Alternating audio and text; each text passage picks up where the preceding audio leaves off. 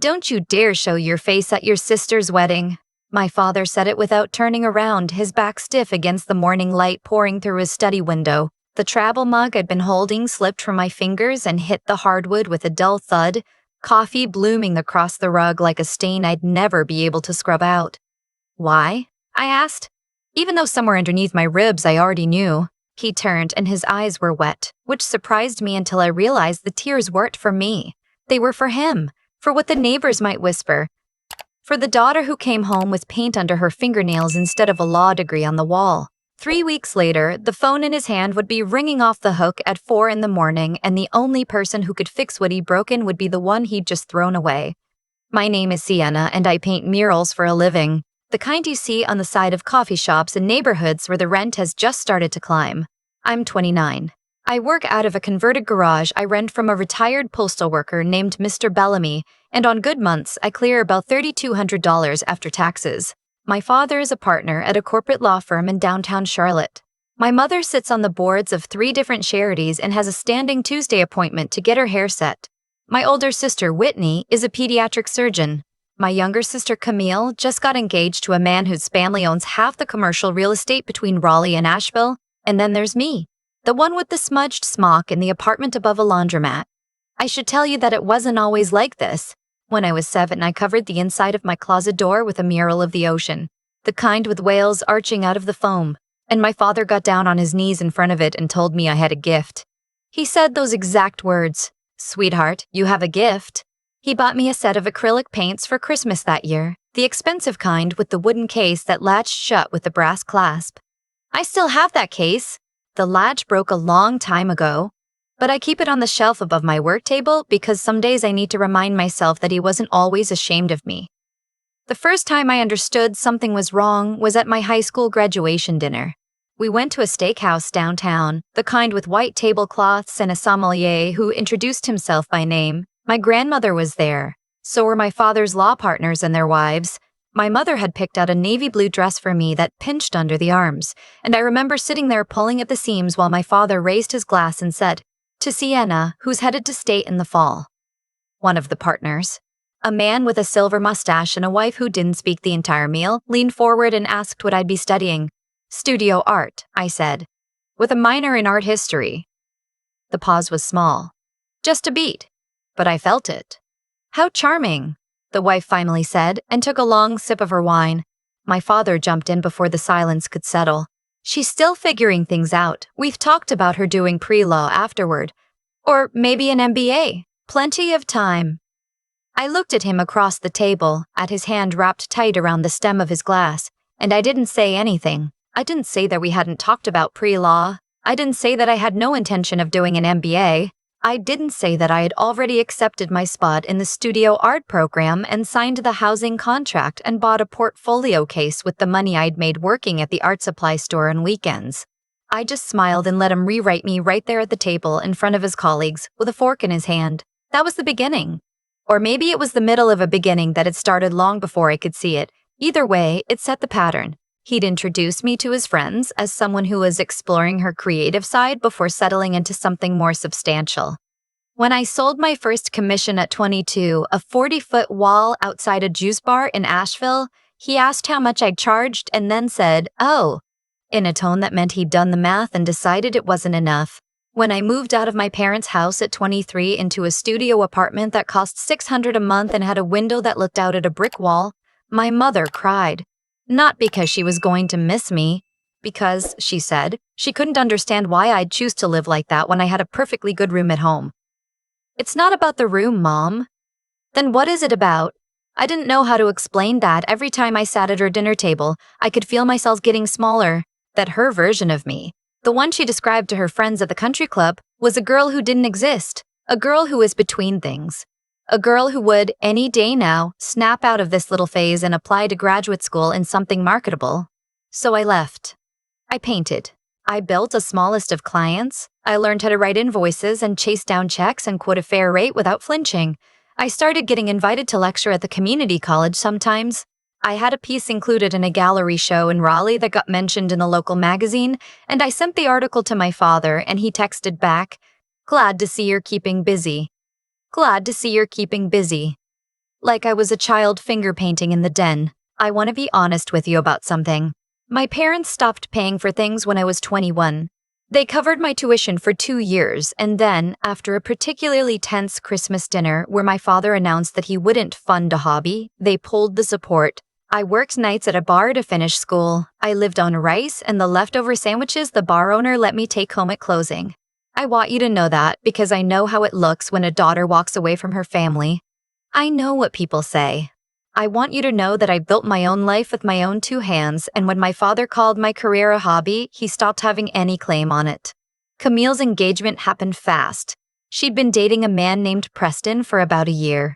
He was 34, drove a Range Rover, and laughed too loud at my father's jokes. The Bellwethers, his family, owned a development company. Office parks, mostly. Strip malls. The kind of money that doesn't show up in the news but quietly buys up the land underneath it. My mother called me on a Sunday in March to tell me about the engagement. I was painting a butterfly the size of a sedan on the side of a children's hospital in Greensboro, balanced on scaffolding, and I had to climb down to take the call. He proposed at the lake house, she said, breathless. He had a violinist, Sienna. Camille is over the moon. That's wonderful, Mom. The Bellwethers are flying in for dinner next weekend. I expect you to be there. I almost laughed. Expected. Like a subpoena. I went. I always went. Camille is 6 years younger than me, and when we were little, I used to braid her hair before school because our mother was always busy with one committee or another.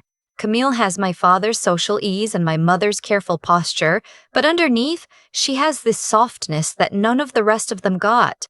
She'd called me crying when she failed her chemistry final in college. She'd been the one to drive down to my apartment after my first real breakup and sleep on my couch for 3 nights, eating ice cream out of the carton with me. I love Camille. I love her in the uncomplicated way you love someone who, despite everything, has always treated you like a person. The dinner with the Bellwethers was excruciating. My mother had set the table with the good china. My father wore the watch he only wore for clients. Preston's parents arrived in a chauffeured car. Mrs. Bellwether had on a string of pearls so heavy they pulled at her collarbones, and Mr. Bounds, Bellwether, had the kind of laugh that made the silverware rattle. I sat between my grandmother and Whitney. I'd worn a black dress and pulled my hair back, and Ed scrubbed the paint out from under my nails with a toothbrush and rubbing alcohol. I was trying. The question started during the salad course. "And what do you do, Sienna?" Mrs. Bellwether asked. Before I could answer, my father said, "Sienna's in the visual arts industry. She does some consulting work." I turned and stared at him. Visual arts industry. Consulting? He might as well have said I was a brain surgeon. "Oh, how interesting," Mrs. Bellwether said. "Consulting for whom?" "I'm a muralist," I said, before my father could spin another lie. "I paint large-scale public murals. I have a studio in town." A small silence. "Mrs. Bennis," Bellwether adjusted her napkin. "How charming," she said. There it was again. That word. After dinner, when the Bellwethers had gone, my father cornered me in the hallway by the powder room. His voice was low, his jaw tight. Was that necessary? Was what necessary, Dad? Correcting me in front of them. "You told them I was a consultant." Sienna. He pinched the bridge of his nose like I was giving him a migraine. "These people are going to be family. The Bellwethers don't understand what you do. It would have been easier." "Easier? For who?" He didn't answer. He just looked at me with that same expression I'd seen since I was 18, the one that asked me, without words, why I had to be like this. I drove home that night with the windows down even though it was 40 degrees outside. I needed the cold. I needed to feel something other than the hot, stupid sting behind my eyes. The wedding planning consumed everything after that. I'd get texts from my mother at all hours. Did I think the napkins should be ivory or champagne? Did I have a passport that wasn't expired in case the venue change to Tulum went through? Was I planning to bring a date? I wasn't. I'd been seeing a guy named Theo on and off, but he'd recently informed me that he wasn't ready for official events, which was code for being ashamed of dating someone who got paint on their good shoes. The tension in the family ramped up week by week. My father started making comments, pointed ones, about how Camille's wedding was going to introduce me to the right kind of people, about how I should consider this a soft launch for a more legitimate version of my career. about how perhaps I might want to use the wedding photos for a rebrand. I bit my tongue. I bit it until it bled. Camille was happy, and I didn't want to ruin that. Then came the night, 3 weeks before the wedding, when my father called me into his study. I'd come over for Sunday dinner. My mother had made a roast. Camille was there with Preston, fluttering around showing everyone the trial bouquet the florist had sent. I just sat down with a glass of wine when my father caught my eye and tilted his head toward the hallway. His study smelled like leather and old paper. He sat behind his desk. He didn't ask me to sit, so I stood. "I want to talk to you about the ceremony," he said. "Okay, the Bellwethers have a lot of important contacts coming, senators, 2 federal judges, the president of the symphony board, the CEO of the largest hospital network in the state." "Okay," I said again. "Your mother and I have been discussing the seating arrangements and the wedding party." I waited. "We think it would be best," he said, looking at the lamp on his desk instead of at me, "if you didn't stand with the bridal party." I felt the floor tilt a little. "Camille asked me to be a bridesmaid 8 months ago, Dad." "Yes. And we've decided that the optics aren't quite right. Whitney will represent the family up there, with Camille's 2 college friends." The optics. "You know what I mean." "I really don't." He finally looked up at me. His eyes were tired. "Sienna, you'll be there. We're not asking you not to come. We just think, given who's attending, that it would be best for the visuals if you sat in the audience. With your grandmother. You don't want a muralist in the wedding photos. I want my daughter to be happy and to have a beautiful wedding. And I don't want the entire reception to be spent explaining what you do for a living to people who, frankly, don't care." There it was. The whole thing, finally said out loud. I'd been waiting 29 years for it. I put my wine glass down on his desk, on the wood, without a coaster, and I watched him flinch. "Does Camille know?" "Camille is going to be told that you prefer to sit with the family. Don't lie to her." "Sienna, don't you dare lie to her, Dad." I walked out of the study. I watched through the dining room, past Camille, who was laughing at something Preston had said, past my mother, who was refilling water glasses, past Whitney, who looked up at me with a question on her face that I didn't have time to answer. I got my coat. I drove home. I didn't cry until I was in the parking lot of my own building, sitting in my car with the engine still running, watching a moth bash itself against the streetlight outside. The next morning, my father called me before I'd even had coffee. I let it go to voicemail. He left a long message. The gist of it was that I'd made a scene, that my mother was beside herself, and that I needed to get my emotions in check before the wedding. He also said, and I quote because I listened to it 3 times to make sure I'd heard right, "We've decided not to attend any future events that you invite us to either until you're willing to be reasonable about your circumstances." That's the line that did it. "We've decided not to attend any future events that you invite us to." What events, Dad? My gallery openings you've never come to. My birthday dinners you've sent regrets to for the past 4 years? The private studio show I hosted in November that you didn't even acknowledge? I called him back. Not to argue, to end it. "I'm not coming to the wedding," I said. "I'm not coming to anything, we're done. You don't have to worry about me embarrassing you anymore." He was quiet for a long time. Then he said in this careful lawyer voice, "Don't be dramatic." "I'm not being dramatic. I'm not being dramatic. I'm telling you that I'm done. You can tell Mom. You can tell whoever. I'm out. That's our position too then." His voice had gone hard. "If that's what you want, that's what I want. That's what I want."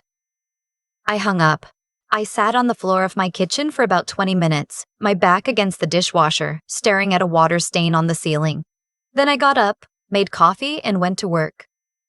The next 2 weeks were quiet. My mother sent one passive-aggressive text about rethinking my choices. Whitney called once, and we had a careful, sad conversation in which she tried to play peacemaker, and I told her, gently, that I loved her, but that this wasn't a misunderstanding she could fix. Camille texted me twice. Both times, I told her I was happy for her and that I loved her, and I didn't say anything about not coming to the wedding because I didn't want to put her in the middle. I figured my father would handle that. I figured wrong. It was a Friday, 4 days before the wedding, when my phone rang at 4:17 in the morning. I know the time because I looked at the clock and watched the colon blink before I picked up. It was my mother. Her voice was high and breathy, and she was clearly trying not to cry. Sienna, honey, we need you. I sat up. Is everyone okay? Is it Camille? Camille is in pieces. Sienna, the mural fell. What? The mural? The one in the ballroom. The one we commissioned for the reception. It took me a second to place what she was talking about. Camille's wedding venue was a converted historic estate in Asheville, the kind of place with carved ceilings and a grand ballroom they'd booked for the reception. I'd heard, vaguely, that the family had commissioned a custom mural for one of the walls, a backdrop for the head table. Something about the Bellwether family crest worked into a romantic landscape. They'd hired some artist out of New York, paid him a small fortune. Mom, slow down. What happened? The drywall collapsed. The whole panel. Last night during the rehearsal walkthrough. Half the mural is just, it's gone, Sienna. It crumbled. And the artist, he flew back to New York yesterday. He's not picking up his phone. The venue says they can't fix it. The wall is bare. There's a hole in the wall the size of a refrigerator. I almost laughed. I really did. I had to bite the inside of my cheek. Mom, why are you calling me? She started crying, real crying. The kind I hadn't heard from her since my grandfather died. Sienna, I know we don't deserve this. I know your father, I know what he said, but Camille is devastated. The reception is in 4 days. The Bellwethers? The photos, please. Please. You're the only one who could possibly do this in time? I didn't say anything for a long moment. I listened to her breathe. You said I was an embarrassment, I said quietly. You and Dad. I know. You said the optics weren't right. I know, Sienna. I know. And now you need a muralist. She started crying harder. I'd be lying if I said I didn't feel something ugly twist in my chest at that sound. Something hot and dark and satisfied. I'm not proud of it. I'm just telling you the truth. Please, she said. I will pay you whatever you ask. We'll pay you double whatever you usually charge. Please, just talk to your sister. Talk to Camille. She doesn't even know I'm calling you. Don't tell her you called me. I'll think about it. I hung up. I sat in my dark bedroom for a long time, and I thought about how easy it would be to say no, to turn off my phone, to let them stew. Then my phone buzzed. A text from Camille. I just heard you and Mom and Dad had a fight. I love you. The wedding doesn't matter. Whatever happened, you're my sister. Always. And underneath that, a few minutes later, a second text. Also, if you want to come, you're not just in the wedding party, you're walking me down the aisle with Dad. I should have said that from the beginning. I'm so sorry it took me this long. I read it twice. Then I read it a third time and I started crying. I called Camille at 6 in the morning. She picked up on the first ring. Did Mom call you? She asked. Yeah. Did you know about the mural? What mural? So she didn't know. They were going to pretend nothing was wrong until I either showed up or didn't. I almost hated them for it. There's been an accident at the venue, I said. The wall mural for the reception fell. They want me to fix it. A long pause. Then, oh my God. Sienna, you don't have to. I know, I mean it. I don't care about the wall. I care about you. I know, Cam. I took a breath. I'm going to do it, but not for them. For you. Are you sure? I'm sure. Sienna, her voice cracked. I love you so much. I love you too. Now go back to sleep. I'll see you Tuesday. I packed my van that morning. Every brush I owned, every can of paint, my grandfather's old drop cloths, the ones that smelled like turpentine in his garage. My ladders, my respirator. I called my friend Marisol, who runs a small framing shop and who has assisted me on jobs before, and asked if she could clear her schedule for the next 4 days. She said yes without asking why. I drove to Asheville on Tuesday morning. The venue was beautiful, stone walls, tall windows with original glass. The ballroom had a 40-foot ceiling, and the late morning light came in slanted through the trees outside. The mural wall was, indeed, a disaster. The original artist had painted directly on a thin plaster panel that had detached from the structural wall behind it, and when one of the venue's staff had brushed against it during the walkthrough, half the panel had come down. There was now a jagged absence where there should have been romance. My mother was there. So was my father. He didn't look at me when I walked in. He stood at the far end of the ballroom with his arms crossed, staring out the window. My mother came toward me with her hands twisted together, and I could see she'd been up all night. "Sienna, thank you for— I'm not here for you," I said, quietly so only she could hear. "I'm here for Camille." She nodded. Her eyes were red. I assessed the wall. I asked the venue manager to bring me everything they had on hand. I called a contractor friend in Nashville who I knew from a job I'd done 2 years ago, and I had him come over within the hour to patch the structural damage with new drywall. I sketched on a piece of butcher paper spread across the ballroom floor a new design. Not the bellwether family crest. Something else. Something better. The ballroom looked out onto a garden with old magnolias and a stone fountain. I sketched the magnolias. I sketched the fountain.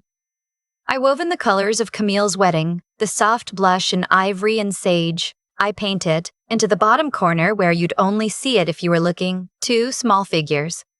A bride and a groom walking together, their backs to the viewer, hand in hand. I worked for 52 hours over the next 3 days.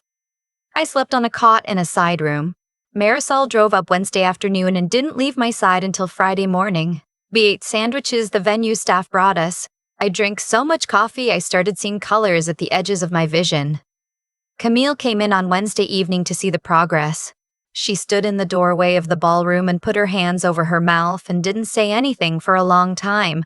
Then she walked over and hugged me, paint and all, ruining the white blouse she had on, and she just stood there holding on to me. "It's the most beautiful thing I've ever seen," she said. "It's not even done yet. I don't care. It's the most beautiful thing I've ever seen." Preston came in too eventually. He looked at the mural. He looked at me. Then he stuck out his hand. "I owe you," he said. "I'll never forget this." I shook his hand.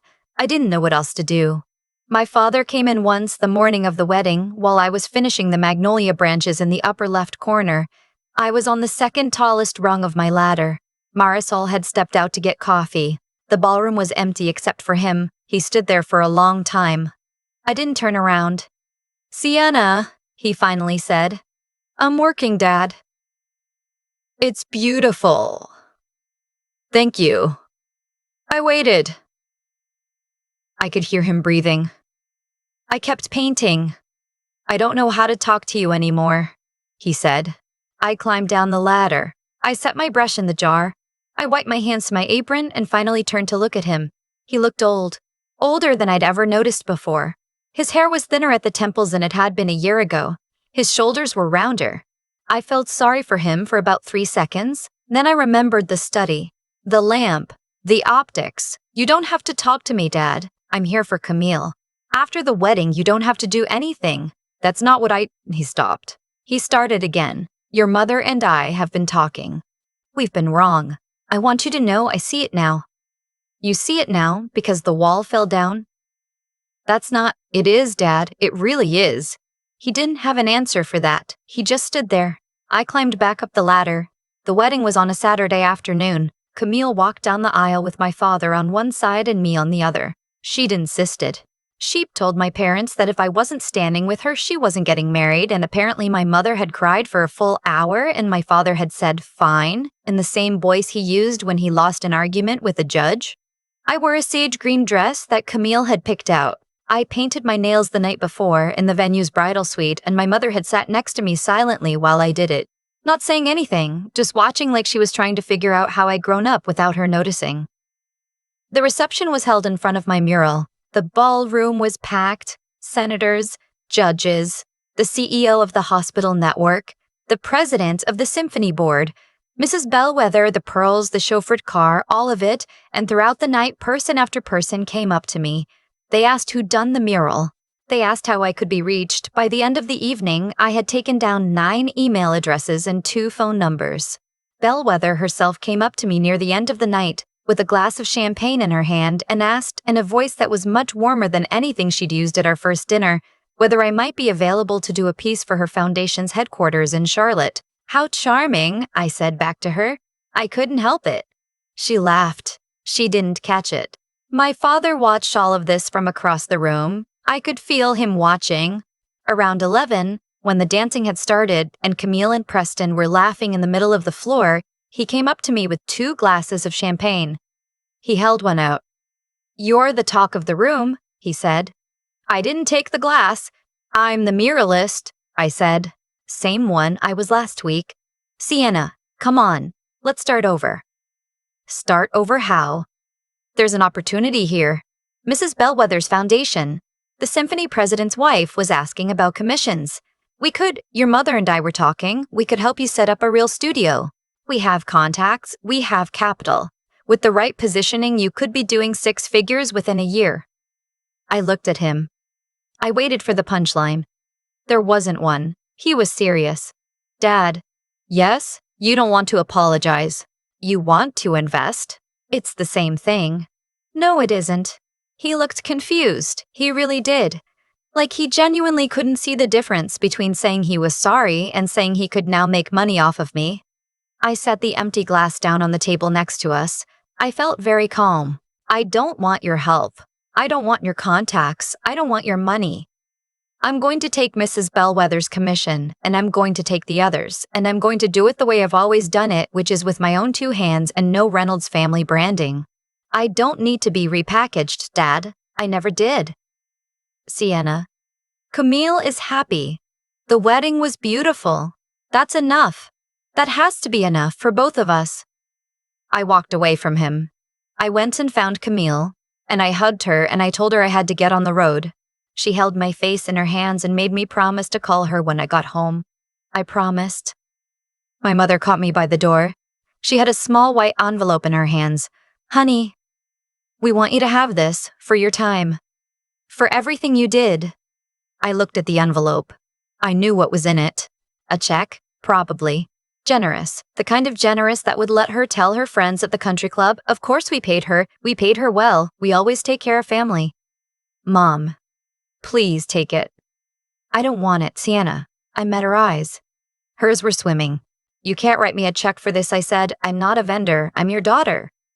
"The thing is, you only seem to remember that when something goes wrong." She put a hand to her mouth. I think for the first time in a very long time, I'd actually said something she heard. "I'm not coming back," I said. "Not for Sunday dinners. Not for Christmas. Not for anything. I love Camille and I'll see her on her own terms, and Whitney too. But I'm done with this house. I'm done with you and Dad pretending I'm only worth something when you can use me. Sienna, please, I have to go." I walked out into the cool spring night. The air smelled like magnolias. I could hear the music from the ballroom. I sat in my van for a minute, my hands on the wheel, my heart beating slow and even. My phone buzzed, a text from Camille. "I just heard. I love you. Thank you for everything. We'll figure out the rest, you and me and Whit." And underneath, a few seconds later, another text, a picture. Camille had taken a photo of the mural, the whole 40-foot wall of it, with the head table empty in front of it and the candles still flickering, and the small bride and groom in the corner walking hand in hand into the magnolias. She'd captioned it, "This is the best wedding gift I've ever received." I sat there in the dark and looked at the picture for a long time. Then I started the engine and drove home. My hand steadied the wheel, and somewhere around the state line, I realized I was singing along to the radio. I hadn't done that in years. The next morning, I unpacked my van, made coffee, and answered the first of 9 emails from people who'd seen the wall. I'd come into that ballroom with nothing but my brushes and a torn-up family. I left with the calendar booked solid for the next 18 months and the quiet, certain knowledge that I was never going to apologize for myself again. I've thought a lot in the months since the wedding about why my father couldn't simply say he was sorry. I've turned it over the way you turn over a stone in your hand, looking for the underside. And I've come to believe it's because, in the world he built for himself, an apology costs something while an investment pays a return. He wasn't capable of giving me the first because he'd spent his whole life optimizing for the second. That isn't an excuse. It's just the shape of the man. What I learned, standing on that ladder in the ballroom with paint drying on my forearms, is that respect is not a thing you negotiate for. It isn't something you earn by becoming someone else's version of impressive. The harder I'd tried, all through my 20s, to make myself legible to my parents, the smaller I'd become. And the smaller I became, the less they respected me, because respect doesn't flow toward people who are constantly apologizing for who they are. It flows toward people who simply stand in their own lives without asking permission. The wall fell down because somebody had cut corners. The artist they hired had painted on a panel that wasn't anchored properly, and the whole thing came apart at the worst possible moment. There's a kind of justice in that, I think. Things built for show, built fast, built for optics rather than for substance, they tend to come down. The work I did in those 4 days held because I cared about it, because Camille was my sister and I loved her and I wanted her to have something beautiful that would still be there in 50 years when somebody else got married in that ballroom and asked who'd painted those magnolias. I don't hate my parents, I want to say that plainly. I don't wish them harm. I just don't owe them my smallness anymore. There's a difference between forgiveness and access, and I've made my peace with both. They can be at peace with themselves, in their house, with their pearls and their committees. I can be at peace with myself and my studio with my brushes and my morning coffee. We don't have to share a table for that to be true. If you take anything from what I've told you, let it be this. Pay attention to who shows up when you're not useful. Pay attention to who calls just to hear your voice, who remembers what you're working on, who asks how you are without checking their watch. Those are your people. The rest are just people who happen to share your last name. And when somebody who has spent years dismissing your work suddenly wants to invest in it because they've seen the room react, you don't owe them a yes. You don't even owe them a long explanation. You can just put down the glass, walk past them, and drive home. Your hands are yours. Your work is yours. Nobody gets to repackage you. Not ever.